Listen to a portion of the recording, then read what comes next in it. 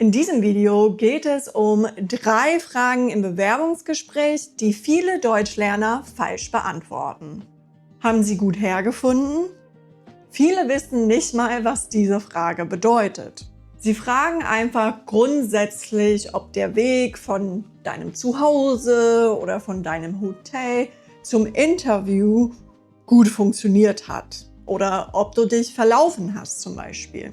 Allerdings ist es nicht so gut, ganz ehrlich zu beantworten, wenn dein Weg dahin gar nicht so einfach war. Das ist oft die erste Frage und sollte daher als Smalltalk oder Aufwärmung dienen. Und du willst schon von Anfang an positiv auftreten. Hier sind 3 gute Beispiele. Ja, die Bahn hatte heute Morgen ein bisschen Verspätung, aber zum Glück hatte ich genug Puffer angeplant.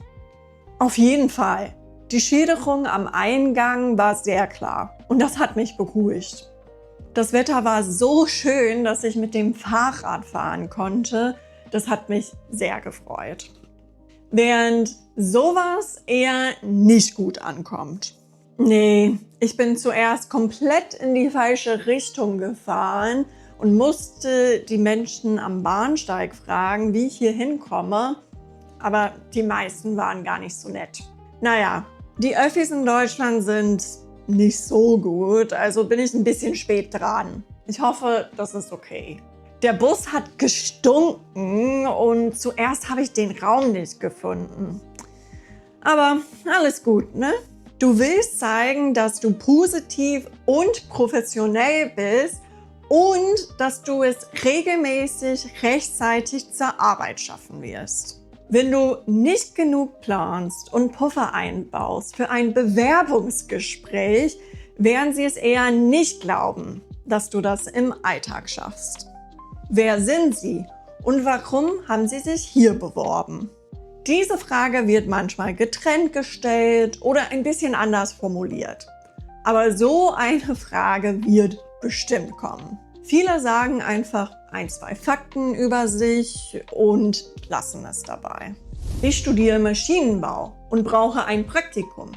Sie haben einen Praktikumsplatz frei und ich dachte, wir könnten zusammenpassen. So nicht. Das ist sehr trocken und sagt wenig aus. Das könnte fast jeder sagen, der sich auf diese Stelle beworben hat. Sowas wäre viel besser. Seitdem ich jünger war, wusste ich, dass ich mit Robotern arbeiten wollte, dass ich die Zukunft mitgestalten wollte. Jetzt bin ich im 4. Semester und habe die Vielfalt der Mathematik, Physik und Robotik zu schätzen gelernt. Ich will nicht nur mit Robotern arbeiten, ich will neue Ansätze erarbeiten und Forschung in diesem Bereich betreiben. Deswegen bin ich heute hier, weil ich der Meinung bin, dass ein Praktikum in Ihrem Forschungsinstitut der nächste Schritt für mich sein könnte, auf dem Weg zur Promotion in diesem Bereich. Das ist viel persönlicher, spezifischer und ein bisschen emotionaler. Trotzdem erzähle ich nicht so viel über meine Freunde, Familie, Hobbys oder Ähnliches. Das sind auch wichtige Teile von dir, aber in dieser Situation ist das nicht wirklich, was gemeint ist, außer es ist relevant. Haben Sie auch Fragen für uns? Viele Bewerber informieren sich sehr gut im Voraus. Das ist auch gut. Deswegen wird manchmal gedacht, dass keine Fragen zu haben gut wäre, weil man eben informiert ist. Das ist nicht so. Hier ist die richtige Antwort immer ja, und zwar ... Und ich habe ein paar Ideen für euch. Ist der Plan, das Team weiterhin auszubauen oder wird das Team erstmal komplett sein, wenn diese Stelle besetzt wird? Inwiefern sind Bürotage für das Team wichtig? Ich finde, ich arbeite besser im Team vor Ort und möchte diese Möglichkeit einschätzen können. Werden alle Projekte vom ganzen Team betreut oder bekommen wir einzelne Projekte? Gibt es eine Möglichkeit, einen Mentor für die ersten Monate zu bekommen? Ich habe auf Ihrer Webseite gesehen, dass Sie Weiterbildungsmöglichkeiten für Praktikanten fördern. Was kann ich mir darunter vorstellen?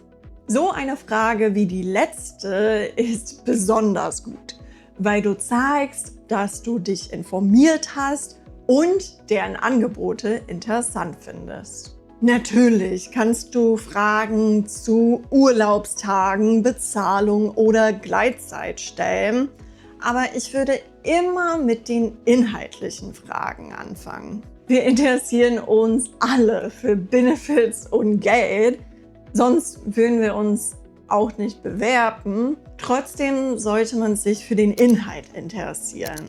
Und das ist dem Arbeitgeber wichtig. Gibt es andere schwierige Fragen im Bewerbungsgespräch, die ihr schon erlebt habt? Schreibe sie gerne in die Kommentare und ich kann die in einem anderen Video behandeln. Und für mehr Tipps schau dir doch den angepinnten Kommentar an. Bis dann, ciao!